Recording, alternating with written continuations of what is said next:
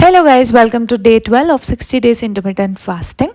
ఈరోజు నా eating window timings వచ్చి ఆఫ్టర్నూన్ 12 PM నుంచి నైట్ 8 PM దాకా. ఈరోజు నేను లంచ్ అండ్ డిన్నర్ తినబోతున్నాను. సో లాస్ట్ నైట్ నేను 19 hours ఫాస్ట్ చేశాను అనమాట. సో ఈరోజు నేను రేపు నేను డిన్నర్ తింటాను. నా బ్రేక్ఫాస్ట్ అనేది స్కిప్ చేసి లంచ్ టైం వరకు అంటే 12 PM వరకు నేను ఫాస్ట్ చేస్తాను. సో నేనైతే 12 PMకి కాఫీ అండ్ కొన్ని హోమ్ మేడ్ స్నాక్స్ తిన్నాను. డైరెక్ట్ కాఫీ తినకూడదు, but I was so hungry. So ఇంకా స్నాక్స్ తిని కొంచెం కాఫీ తాగేశాను.